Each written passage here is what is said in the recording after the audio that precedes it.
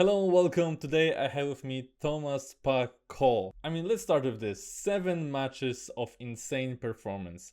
5 wins and 2 losses. In the end of the regular season, I don't think we would find a lot of people that would argue against you being the MVP. I personally think you were the best player among all of 16 this regular season. How do you feel with praise like that coming your way, and do you think it's justified? I'm honored. I love seeing that people have rated me as the highest. I appreciate you tweeting it out and saying that you think I'm the MVP. So thank you. I do.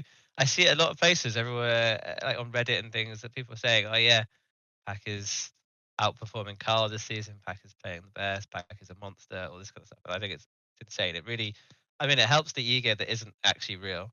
But it helps me with my confidence with the game and sort of helps me keep moving forward. And do I think it's justified? Yeah. I've been pretty decent this season. There's been a couple of matches where I haven't really performed as well as I wanted to, but they still weren't too bad. And yeah, I'm happy with what I've been doing. I'm happy with the effort I've put in, and I'm happy that I can still be putting out these crazy runs here and there and helping Carl relax a little bit. hmm Yeah, and I think that the amazing part about it is not only that you are getting the praise, but also that you are getting it while being on a team with Carl Jr., like arguably the best player of all time. He kind of stepped away from flashy, fast driving to fill the more supportive role of the most consistent player of the regular season. Have you guys like made that conscious decision to divide the roles like that, or did it just happen this way? I think it kind of it kind of just automatically happened. Our first match, I just stomped it really. Like I was consistent, I was fast, I was considerably faster than everyone else. It set the tone. And then the second match, obviously BDS, it was a match where Afi was considerably better than all of us, but I feel like I did challenge in a way in that match as well. So it sort of set the standard kind of early on with how we were going to do it.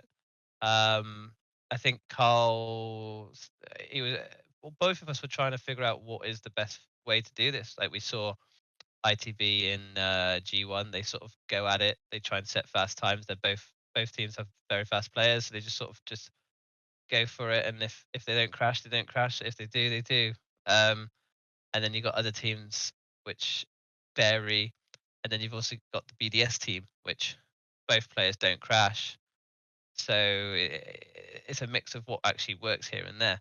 And I feel like we've kind of found our rhythm, and I'm happy with what we're doing now. I think it works really well. I think our losses this season were against teams that played better, and quite funny how each time we've lost, we seem to play a team that are on their like peak performance. So it's been insane. All the matches this season I've loved. Those two matches were intense, and I did enjoy playing in them. But yeah, I really feel like we found our rhythm, and we found what we're both good at in what we do. You told me privately that it is probably the event that you were practicing the most in your life for. Like, how much time are you spending on that, considering that you are like not a full-time player at the moment? Yeah, well, it was the preseason to be honest. All efforts go into preseason. Then hmm season is just maintaining, and I think preseason we both put a lot of time into it. Um, and it's all about putting in the effort nowadays. There's a lot of full-time players out there, and so you're gonna see a lot of people improve considerably. And so I just put in the extra effort that I needed to this season. There's a lot of motivation. There's a lot of benefits having Carl as your teammate because I've got a best friend that sort of hmm helps me play the game, and it's fun to just chill and chat. It's fun to play the matches on Sundays with him. I especially like watching Tim spam stream after the matches because the entire chat is just the chat. making fun of what they think me and Carl are going to be saying to each other, which is insane. Sometimes they're actually right as well, so it's quite funny. But um, the practice side, yeah, I have put a lot more effort in this season, and I'm glad it's paid off and showed. And I think at the start of the season, yeah, when it kicks off, you need to right the wrongs, improve Hmm. where you need to. There's a lot of maps that I started really rusty on, and now I'm good at. Or for some reason, there's a lot of tracks that I started really well on. I have Hmm. no idea why, but it just worked. So yeah, no, the effort's there. I think as the season went on, there wasn't really much to sort of perfect anymore. I was already doing everything I needed to. So yeah, as a part timer, it's just about maintaining what you can do and get the level high Hmm. and stay there. Although I guess from certain analytics like Kinch's stats, I have improved throughout the season. Carl more so, but I've improved throughout the season as well. So it's interesting to see all this kind of stuff. I really do love all the stats this season. They are Hmm. incredible, and it helps you improve as a player as well. The topic of like part-time versus full-time actually like popped up a bit during the season, like the hypothetical expansion of the league, making it that there are more matches and stuff like that, something that would most likely require players to go full-time. You seem to be like somewhat against it considering your own position. What would make you more comfortable with making that move to like go full-time, or to at least approach the idea of that hypothetical league expanding to double round robin more positively? Double round robin doesn't sound bad to me at all. I don't mind playing the extra games. It's just I have a teammate that is from Canada. Mm-hmm. So for us to play a 7 o'clock match in the evening for my time, it's in the middle of his university studies. Then if we were to play the earliest time, say we were having a match at 3 o'clock, I'm still at work on like a Wednesday. So it's hard to implement that. Um, I think I think it would be better, or it would be good to have more matches. So say there were more teams in the league, maybe that would be a bit more suitable. So then we have 9 matches for the season. Maybe we start with a double header and we finish with a double header with one extra week. That kind of thing. That would be really useful to make it more fair, as some people have said, playing one match against each team and narrowly losing, it isn't as fair. So you have all those arguments as well, but I don't know. I mean, what would make full time more reasonable for me is that, say we would have to say the level dropped, for instance. Say Mm-hmm. for instance me and Carl, we're not the dominant people in the season anymore. We're slacking. We're not being able to perform as well. That would make me want to go full time, but clearly that's not happened this season. So I don't Mm-hmm. know. I wouldn't. No, nothing this season has said to me, "Oh, I want to go full time." So I think you're saying that you need like a challenge, or rather Not a challenge. No, well, maybe. I don't know. kinda. But the thing is, in my eyes, is like if I can still perform at the top and I'm not full time and I'm getting paid to do it, Mm-hmm. I don't know. In my eyes, though, that's not the main argument. The Mm-hmm. main argument is that you want the scene to grow. You want everyone Yeah. to eventually get to the point of being able to be full time, because that's where high level Yeah. esports like esports scenes are. So I think the fact that I can play at the top and be part time. I'm very fortunate, but I do agree with a lot of people saying, yeah, full time is Mm-hmm. the end goal. I don't know if we're there yet. I don't think we are there yet, but it would be nice over this next coming 6 months to whenever the World Cup is in November, I think, or Yeah. whenever it Somewhere is. there. Somewhere there. It sort of gets to that point where it looks like next year there's scope for more people to go full Mm-hmm. time, and then so on and so on. That's where my head's at. Mm-hmm. And to be honest, I would be scared of a full-time park on the racing track. Like, even now, as a part-timer, you are a world record-setting machine. Like, really, not counting the first match day because like it really is just to set the bar. You have set world record in 5 out of 6 matches. In 3 of those, you have set 2 world records. Overall, you have set 8 world records during the whole regular season, and at one point you have held 5 world records, which is half of the whole map pool, which is kind of crazy. The playoffs will be the last time you will be able to play those maps competitively, if I have my facts straight. Can we expect more world records from you? Is it something you'd make your goal for the last 2 or 3 matches, depending on the results?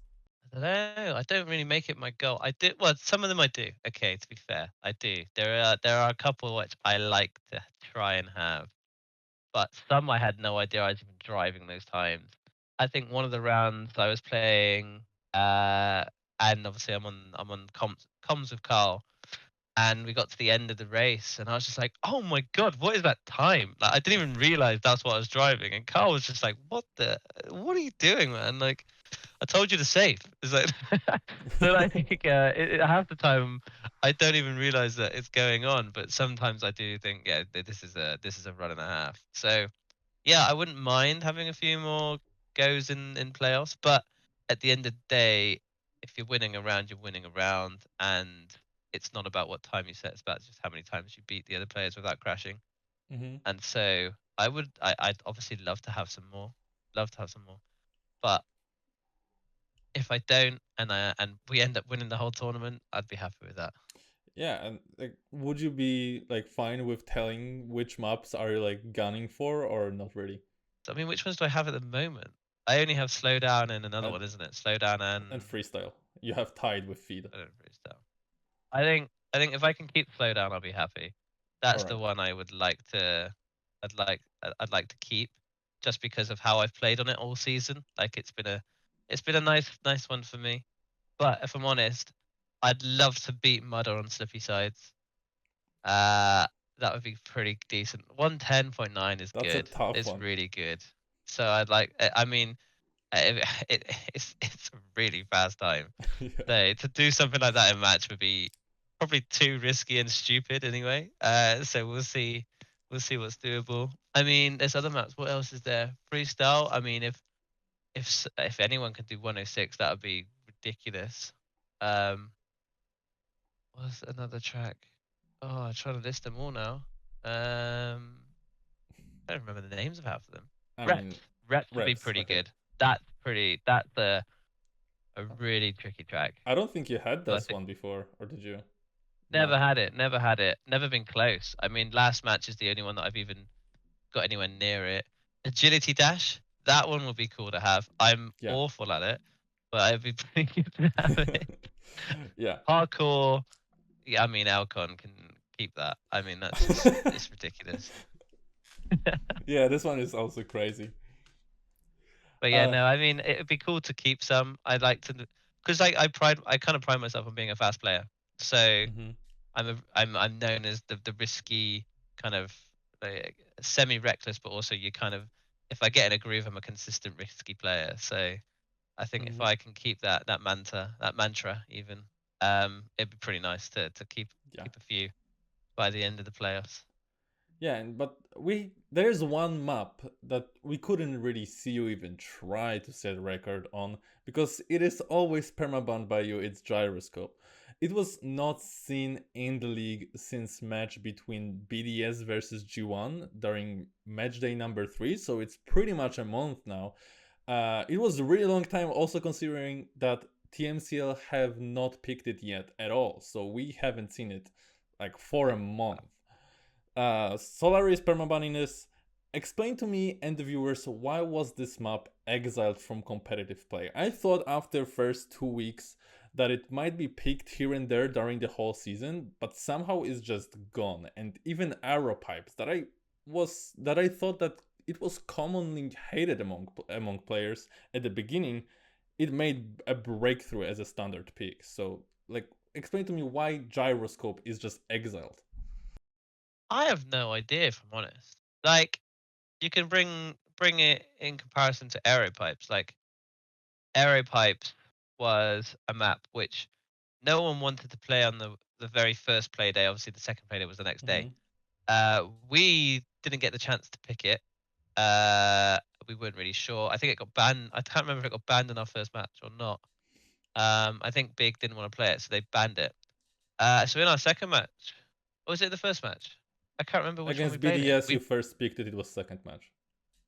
Sweet. Okay, second match. Yeah. So BDS, we picked it because we were like, well, we couldn't play it yesterday. We'll play Mm-hmm. it today. Like it's not that bad a track. And then obviously we proved that it was consistent. Like the end was quite consistent if you landed correctly. And I think the argument among other players was that you couldn't do it consistently. I don't think you can do it consistently either. There is something seriously wrong with that track at some point. But there is an element of doing it consistently. And I think with gyroscope, I think the issue is sometimes it isn't consistent as well. When you're doing the identity and turning hard steering left and also getting the booster with the ice slide, like it does force an element of failure, and it is a much more it is much a wider scope of failing that part of it. So I think that's the issue with gyroscope and the fact that it's just a little bit different. Mm-hmm. Um, I mean, Is the yeah. answer is just that is the wickedest of the wicked maps in the map pool, and it just has to be gone. Like no one wants to like be as wicked. I have no idea really. I think I don't even know. I mean, who knows? Maybe it'll come back in All playoffs. right, Like, why not? Who knows? We have another week to play. Like, it is like a joker card in some players' hands. I think we might see it in G1 ITB. Those two teams felt pretty comfortable on it before, but we don't know at this point. Really, it just was gone for a month now, and we don't know what will happen. But let's just move on. Um, I would call Solary the most well rounded team. You have the best pace player that is extremely fast and has decent consistency in you, and you have also the most consistent player in Carl Jr. Personally, I would call you the best team in the league as of now, but due to two losses on your record, you finished in second place. IDB mhm. and BDS. Where did those losses come from? Were those caused by Solary's imperfections, or rather opponent's prowess? Like, how did that look from your perspective? um, I think BDS was. I think early on we both said to each other, we're like, "Well, that was a good loss." Like they were strong. We were terrible at reps. Uh, like seriously bad. But I think at that point we were both thinking, yeah, they are a strong team. We both we knew that from seeing the first match and how they played against us. Um, and I think from day one to day two, Orel really stepped up, and I think that's where they sort of shone. Um, I think maybe there's a slight underperformance, but at the end of the day, not on our side, but at the end of the day, BDS were the stronger team on the day, and they have been an unbelievable team all season. Yeah, I mean, you can't argue with the stats. Affy and Orel yeah, are up there. Affy considerably high up the leaderboard, so it is insane to see. And then ITB, I mean, I felt like we had a chance on parkour, but I wasn't there for most of it. I hadn't really figured it out at all. And so when it came to like the end of the match on that map, I then decided to show up, and it's like, well, we're mm-hmm. losing what 8-3 at that point, 8-4 at that point. So it was really hard. I think it was really close, the ITB one, because it's such minor things. But like, I guess if you look at it, freestyle, we lost what 10-9, and then if you look at Slippy Sides, we lost 10-9 as well, or 10-8, something like that. But Mm-hmm. we were like on the verge of winning two maps, which then didn't go our way. But you could still look at it and be like that. Oh, if only this happened, if only that happened. We lost. We Yeah, lost to a better team. Mine played incredible, and Elcon was good as well. So that from the stats, you could see Mime had one of the best matches of the whole like Grand League, and I think it's on is it on Kinch's stats? Like if he on that day, if me and Carl played any other team, any other match, even if we played ourselves any other play day, we would have won. It was Hmm. just this one match that we would have lost. If we've even played like we did in that match Yeah. against BDS, we would have won. So it's one of those things where you meet an opponent that's just up for it against you, and you lose. So it is what it is. We both felt that we did okay. We had a decent match, um, but both the losses wasn't our day. Hmm. And fair play to those teams. They played unbelievable. Yeah. And the rematch against BDS is on the horizon. It's set in stone. It will be your first match in playoffs. Last time you have faced each other, it was one of, if not the best match of the season so far. So what can we expect for the rematch? I can imagine it would be higher than the level before. I mean, what we played each other on the very first week. It's now 8 weeks later. Yep. It will be 8 weeks later. Yeah. So like, I mean, yeah, it's gonna be a higher level. I can imagine. I mean, well, Afi's full time, so this next 2 weeks is gonna be insane for them. Yeah, I think they're gonna put a lot of effort into it. Obviously, me and Carl are as well. So yeah, I mean, it's going to be a clash of the titans. I hope we can come out on top.